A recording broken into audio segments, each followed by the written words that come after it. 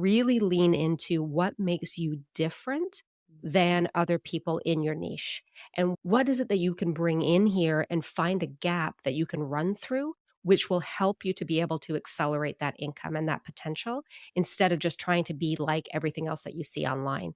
Because it's a lot of beige. Everybody shows up in the same way. And if you can come in and be different, if you're hot pink in the beige, you will move faster than anybody else will. Hey, you, are you feeling stuck, desperate for a career change, or thinking of starting a business, but you're just not sure how to make your first move? I'm television producer turned career coach Shannon Russell, and this is the Second Act Success Career Podcast. This is where you will not only get the career advice you've been craving, but you'll get tips from career and business experts, along with inspiration from others who have made a career transition to find second act success.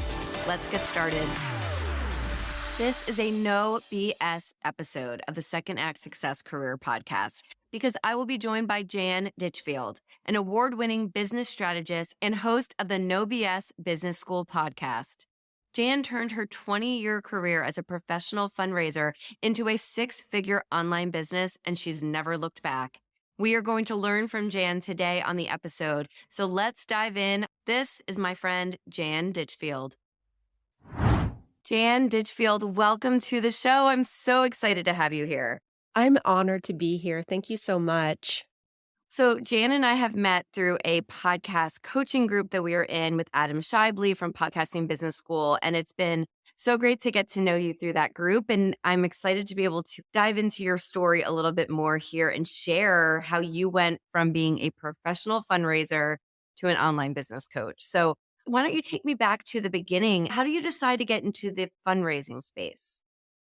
That's an interesting question. I think I didn't so much decide to get into it as I found myself. It found me, maybe is the other way to say it. So I actually went to university for English literature. That was my whole goal, was I wanted to be a writer for the Rolling Stone. I wanted to go on tour and I wanted to write and about music. And as close I got to that as was marrying a musician. So that was about where my career ambitions ended from there because I realized I had to pay the bills. And writing for me wasn't something that was actually working out the way I had hoped once I graduated from school. So I started my career actually in hospitality and I worked in some of the largest restaurants in Toronto. I'm from Canada. And I found really quickly that I was good at budgets and I was really good at money and generating money and thinking about marketing in different ways. And that's what led me actually into fundraising because we started to do projects in the bars to raise money for other causes. And I just felt a calling that I wanted to do something different with my life and something that was more intentional and I could give back. And that really was what led me into professional fundraising. Okay, so then that's so interesting to me because it's not a career that you hear all that often, or you know that it happens, but you don't know the people behind the fundraising and really what you do. So when you decided you wanted to pursue that, what were the avenues you took to do that as a full-time position? It was a reference, actually. I think everything happens in life through referrals. And it was somebody that I knew who said, I think you'd be really good at this. And I want to introduce you to somebody who's hiring. And I went in and interviewed and got the job. And my very first project that I worked on was an $8 million campaign. And they came to me and said, we are missing $8 million. We need you to find it. And handed me a stack of papers and said, good luck. And that's how my career started. And I think I became known for the person that could fix the impossible problems.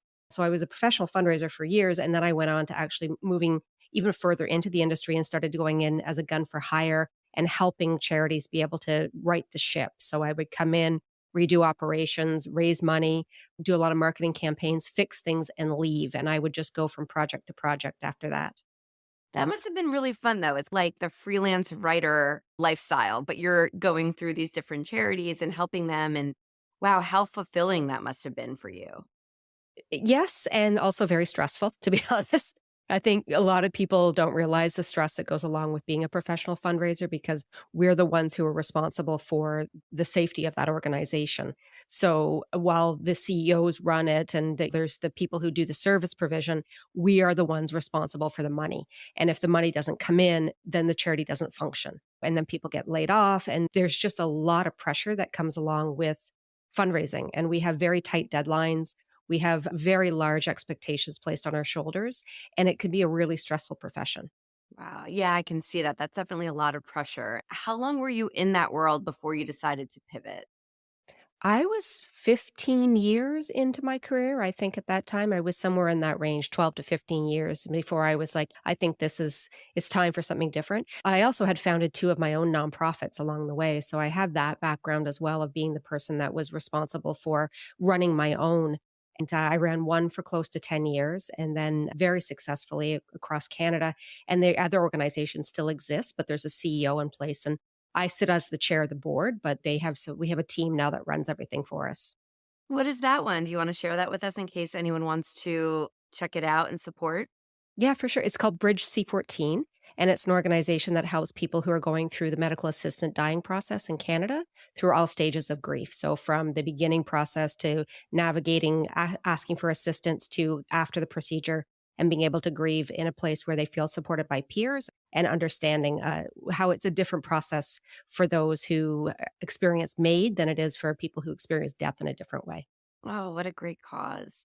That's Yeah. nice to still be involved with it now. Yeah. Yeah. So, what brought you to the time where you decided, okay, I've checked this off my list, I've been successful, and now I'm thinking about something different? I became a mom. I think it's like everybody else, right? Yeah. Where yeah. So I know your story as well. And I think motherhood and career it changes things dramatically. And so for me, I took some time off to raise my daughter, and I was lucky to be able to be home with her for 17 months and just really sink into being a mom. And when I decided I was going to go back to work, I swore I was like, I'm not going back to the industry. I refuse to do it. I'm going to find something else. And I went right back in. So I was right back into FaceTiming her at bedtime because I was at a gala and running those long days and driving home through traffic, trying to get home to make sure I could feed her or maybe get a few minutes of playtime in. And it just wasn't working. And it wasn't so much, I think sometimes we hear stories of women who walk away from their careers because they want a different balance in their life as a negative thing. But for me, it was really important to be able to say, I'm present for her, but also more to be the role model that I wanted her to see me be, which wasn't going to be somebody that was driving themselves into the ground, doing something that just wasn't satisfying anymore. That I thought it Mhm. was time to do something different. And I was burnt out. I'll be really honest. I was tired of being number two, and I was tired of trying to fix problems that were seemingly unfixable. So it was time for a change. Just hearing you say FaceTiming from a gala, that makes me think of the fundraising aspect of your job to be so in person, so face to face. You can't just email and say, hey, can you donate? You're putting in the time, and that's really hard when you have a little one. It is, and it's a lot of hours, and because it's such an intensive process, and my specialty was doing major giving. So it Mhm. was focusing on building really big relationships with really big people and asking for really big money. So that takes time, and that's a lot of cultivations, that's a lot of coffees, that's a lot of dinners, it's a lot of working the room, as I would say, Right. and doing that with a little person becomes very challenging. Priorities change, your values shift a little. And so you're realizing, okay, this isn't going to work. And what was the catalyst to make you step away? I think it was really just having a really strong disagreement about the future and the direction of a project I was working on, and just being like, "This isn't actually my problem," to be very blunt. I think it would just came down to that. I was like, "All right, I'm coming in with this much experience, this much knowledge, this much clout, and providing you with the information that I know is the right information, but if you choose not to listen, maybe it's time for someone to actually listen. Maybe there is an opportunity for me to be heard in a different way and not feel as though I'm always, again, second in the decisions that are being made professionally in my life." Good for Yeah. you. Yeah. And so, Yes. did you have any idea what the next step would be? None, because it was very sudden. I would say I think Right. some people do better exit plans than I did. I'm done and out I went. And so I didn't know what to do. I thought for a little bit, I was like, I can freelance, I can do some other things. I've been doing this for so long. I can find a side project to do it. I said, okay, I'm going to start my own business and we'll go from there and see what happens. And I originally started a business where I was helping women be able to return to work after having children. And Mm. so I was doing a lot of consultation about HR because I had worked in that side of things for so long. And specifically, I worked in the almost mainly within human rights organizations in Canada. So I knew the laws inside and out. And I've worked on the Hill and I've worked on big projects. So I was able to provide information to a lot of women about what the statute says and what we're allowed to do and what employers are not allowed to say to us. And then the pandemic happened. And Mhm. that changed things for me in everybody else. It was just a complete change of my life and the catalyst actually of why I'm here now. And so you're sitting here at home now with your little one and you're figuring out there's a lot of women who aren't going back into the office right now. So, how do I pivot this yet again and still have it be my business that I am creating? And what led you to decide to be a business coach? So, my daughter was literally under my desk during this whole time. It was the same. So, it's exactly that. Women were no longer going back to work. Canada was hit very hard by that, and we regressed, actually went back to unemployment rates from the 1960s for women. It was a huge slide for us backwards. And what I was getting from a lot of the women I was working with was, I need to make income. I have to make money. It has to come in somehow. I know that you used to run business. Can you teach me how to start a business? And I was like, yeah, that's easy. That's what I did. Yes, Right. it was in charity, but it's the same principles. It doesn't matter. We just can't give tax receipts. That's really the only difference Right. between it at the end. Yeah. So I started doing that online and I started a course and teaching a course and relaunched my business in the fall of 2020 as to what it is now. And I've been doing it ever since. And I don't, people call me a business coach a lot. I get that name quite often, but I don't really consider myself to be a business coach. I'm more of a business educator. I'm a Mhm. revenue coach. I'm actually the person who teaches how to make money. I think more than anything else, that my skill set was, let's make a lot of money. And so now I get to spend my time teaching women how to do the same thing. Oh, Jan, that is so great because you're right. There's such a distinction. Everyone can create a business, right? But you can't always get the revenue that you think that business deserves. So someone like you can come in and say, okay, I like what you have set up. Let's figure out how to bring that revenue in. Is that kind of how Exactly. you work with women? Yeah, very much. And really focusing again on working with subject matter experts. So I work with women like us who came from traditional industry and were known and with what we did. And we have the clout, we have the background behind it. And then we've now pivoted into the online space. And it's like starting over, where you walk into the online space. And I know if you felt the same way, Shannon, but I was just like, I don't know what I'm doing. And I have like over 20 years experience Yeah. doing this. And I was like, what's Instagram? And what am I supposed to do with this? And so I help women like us be able to figure out the right path and navigate the online space in a way that's intentional instead of having to get stuck in following trends and pointing at air bubbles and doing all of the things that people say we have to do, but we don't. And so I focus on being able to find a different path that's unique to your gifts and your abilities that's going to generate more money for you. And you've been so successful. Talk about the growth from, I guess, 2020 until now in your business. It's been crazy. There's no other way to describe it. It started out and we start businesses and you always hope it's going to work. And the first year was tough. I did okay. It wasn't like I was like walking around being like, woo, all the money started rolling in. But it really was year two. And I really saw the changes happen. And then 2021, 2022, and moving now into 2023, I went to six figures in 17 months. And this year I'll become a multi six figure business. And that's just me. That's not, there's no team behind it. There's no Facebook ads. It's all organic strategy.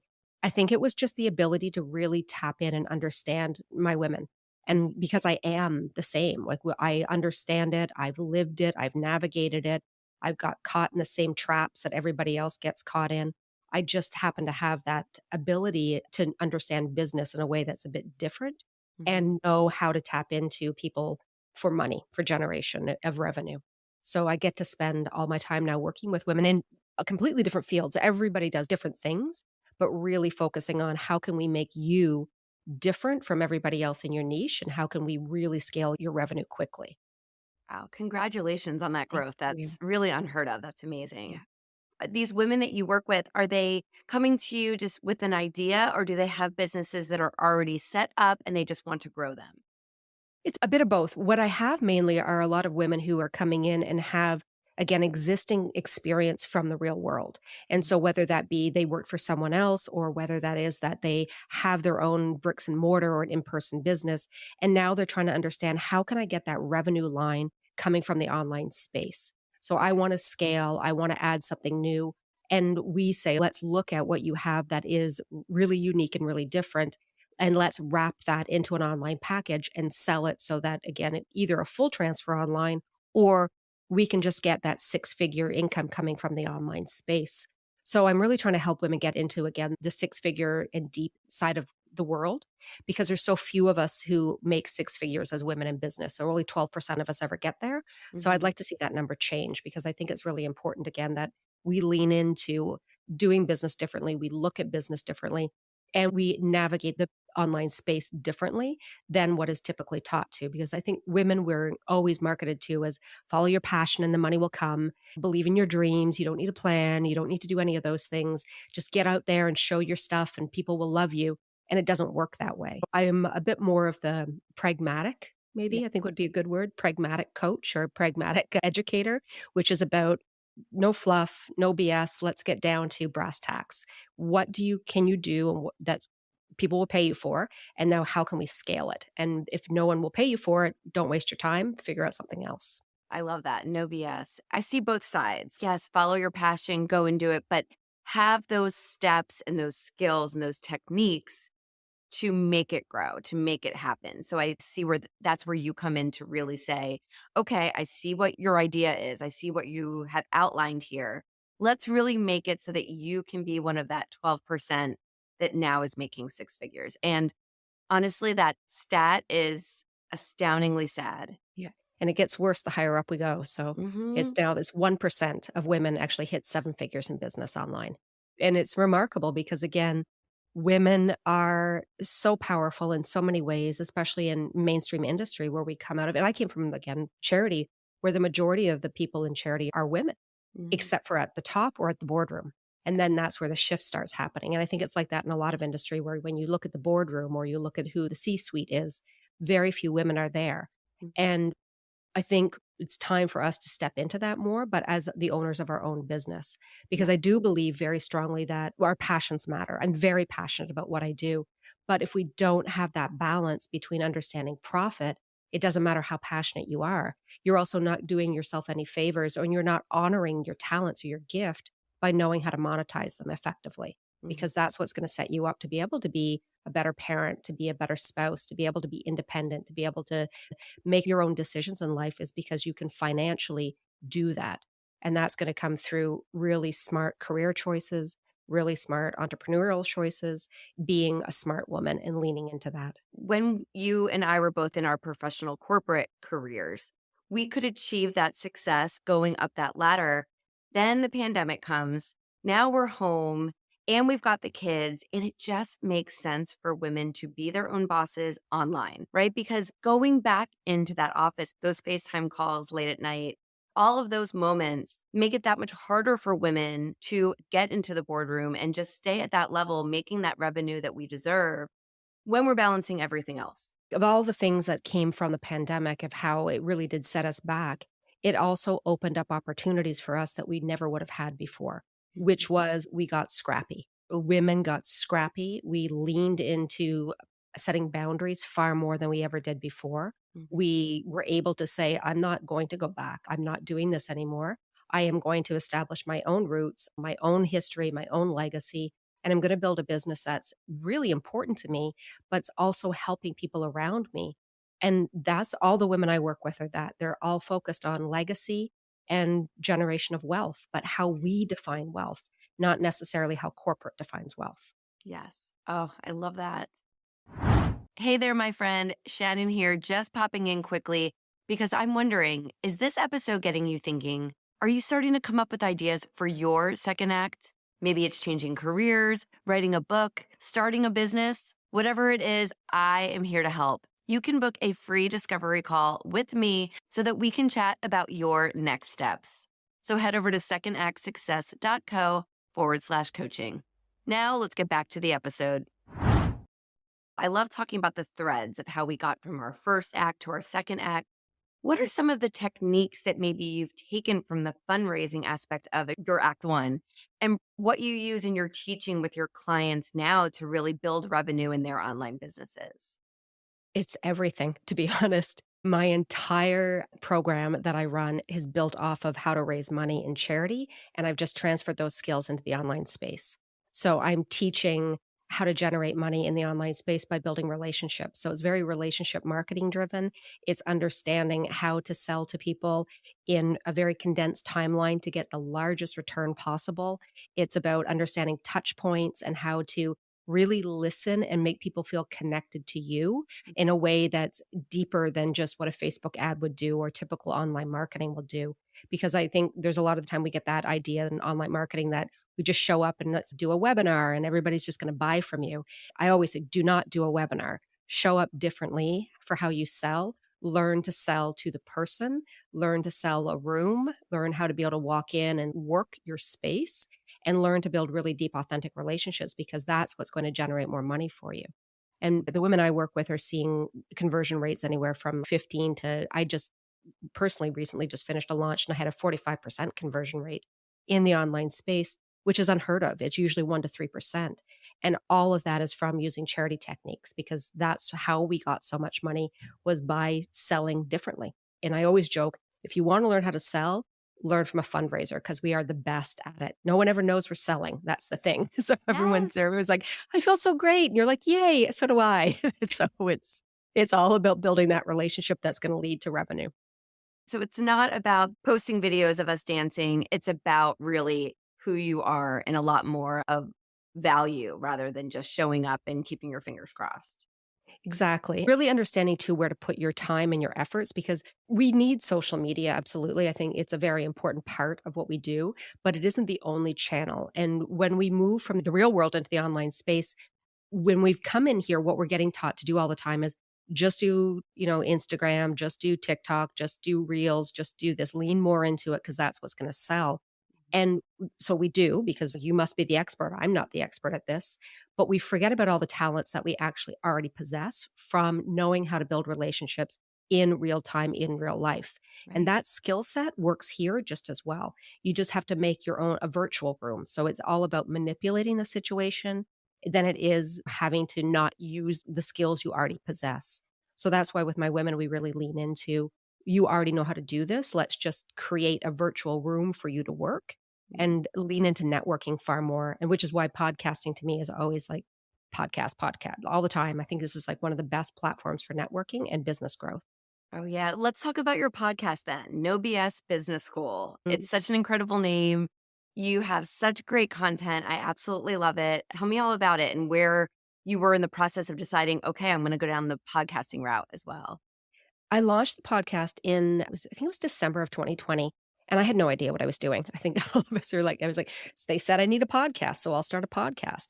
It became the side of my desk thing where I was like, I'll get to it when I get to it, instead Mhm. of really taking time to understand how to make this part of my overall business funnel.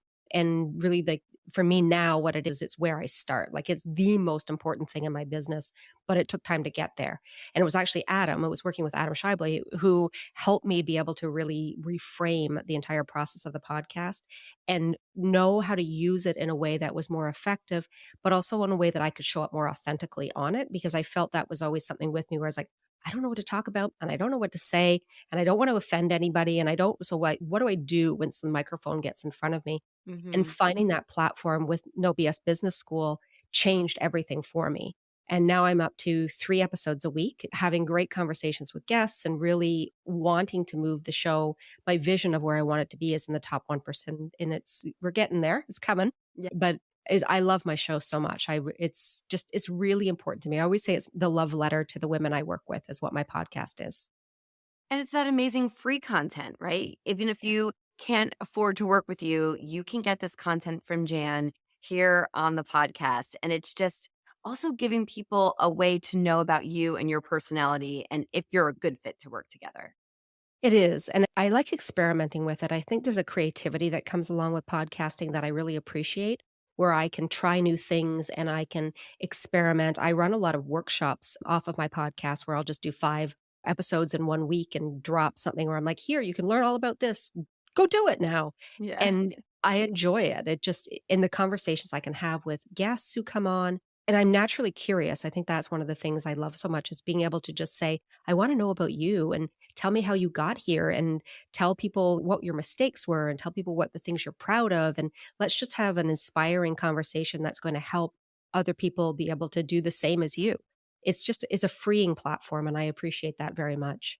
Yes. Oh, and really to get back to what we were talking about with taking your real life experience and how having that real life experience is a major advantage to starting an online business. How so? One of the things that we do not lean into enough is how in the real world women are excellent networkers, especially women who are subject matter experts, and they come out of knowing how to stand up in their space with authority and command attention. And when we try to shift that into the online world, it's not met the same way, especially women, I would say, of my generation. And I'm in my 40s now and creeping toward 50, and showing up in the online space as I don't want to say older because I'm not old at No. all, but as a woman with a few more years under her belt, it was challenging because what was greeted with was a lot of the imagery about if you want to be successful online, you need to be of this age and you have to have this body type and you need to be on the front of a boat and you need to be bringing in all of the passive income while you're drinking champagne on Mm. a beach in the Caribbean. And I would sit in my kitchen where I'm like, I've got my girdle on, my nail polish is chipped. I just did school drop off. I'm trying to figure out what I'm going to do for dinner while I'm still running a six-figure business. And this just does not line up for me at all. So when I stopped trying to present as what the online space said I had to present as a woman, and I went back to leaning into this is how I did it there. Why don't I try it that way? Things changed in my business overnight. And that's why I always say we already have that gift within us. Networking, knowing how to be able to say the right things to close a sale, Hmm. knowing that we are true experts and understanding that the influence that we carry from the real world will go further here than false influence will. And Yeah. so it's a lot of it's confidence, Yes. a lot of it's understanding, again, how to tap into the things that other people don't possess. And a lot of it's then setting yourself up with a very smart, laid out critical path that you're not wasting your time doing things that are not going to generate money for you, but you're focused on things that actually are moving the needle of your business. All comes from knowing how to work a room, knowing how to deal with HR, knowing how to deal with difficult people in the real world, knowing how to go and do a massive shoot and Hmm. deal with that your child's at home and the feelings of that and having to still balance it. All of those things play off in this space if we lean into them more.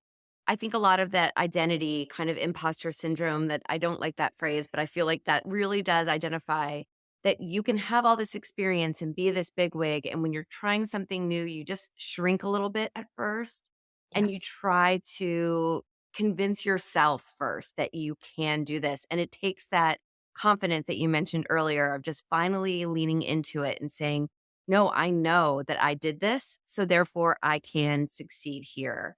And maybe a lot of my listeners right now are saying, I know I can do it. I'm just a little scared. Do you have a couple of tips on how maybe they can either start creating their online business from scratch or lean in to really help it grow a little bit more? I think the first one is understanding that you already are an expert. I Mhm. think that is the most important thing. And for me, it was because I really battled imposter syndrome and I agree with you too. I'm not a big fan of the word, but it's the commonly used one. Yeah. But when I moved into this space, and I remember having someone tell me once, you're never going to be anyone because of the size of your social media following. And I was so impactful. Like I remember standing in the kitchen crying, and my husband said to me, you already are an expert.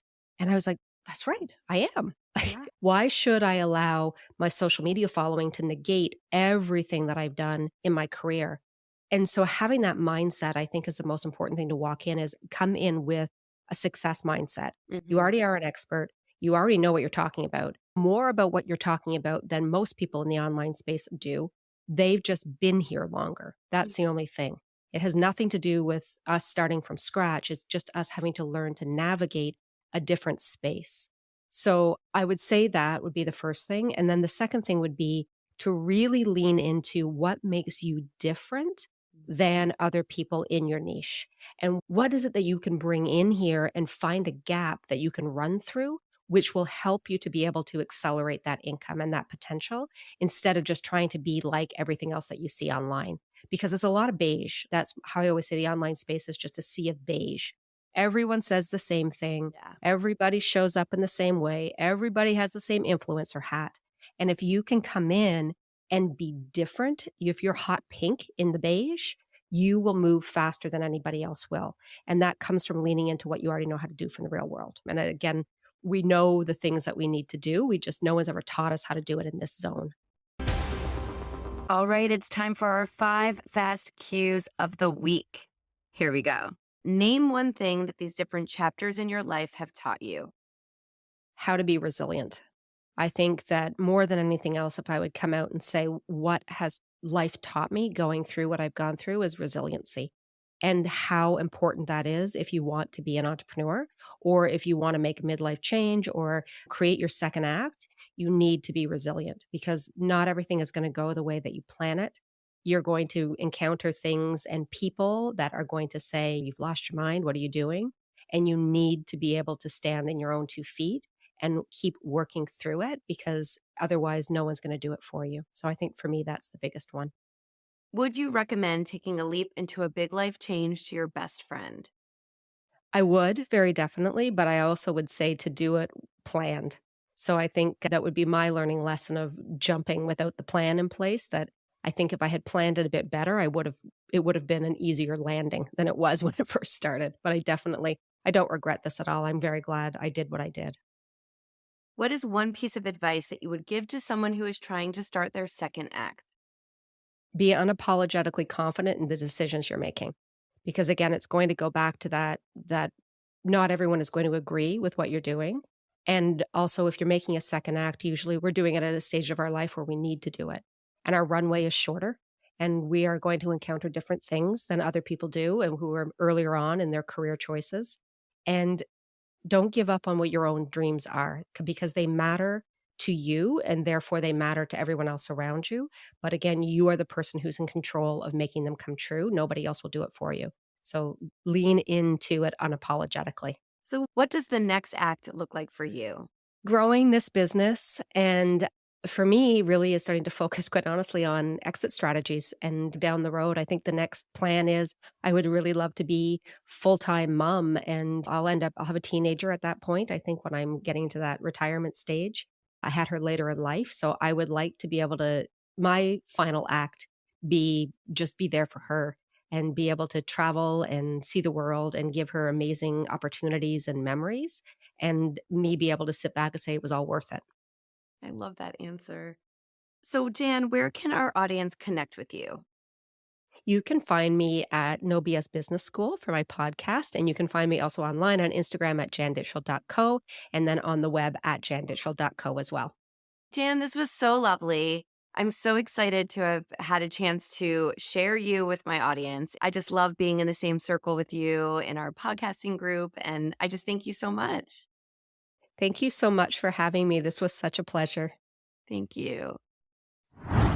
Jan, thank you so much for all of your business advice today. I feel like this was a masterclass in learning about growing an online business and how to make the most sales, how to market, and just how to grow the business in a faster and more efficient way. So thank you so much. If you want to connect with Jan, head over to janditchfield.co, and I will link to all the ways you can connect with her in the show notes for this episode below. Before we leave, I just want to thank you for spending some time with me today. I hope you gained a lot of inspiration from this conversation. And if you want to catch up on all past episodes, just subscribe to the Second Act Success Career Podcast. Go over to Apple Podcasts and leave me a review. I'd love to know what you think of the show. And I will be back next time for an all new episode. Thank you again, and make it a great day, my friend. Thank you for joining us. I hope you found some gems of inspiration and some takeaways to help you on your path to Second Act Success. To view show notes from this episode, visit secondactsuccess.co. Before you go, don't forget to subscribe to the podcast so you don't miss a single episode. Reviews only take a few moments, and they really do mean so much. Thank you again for listening. I'm Shannon Russell, and this is Second Act Success.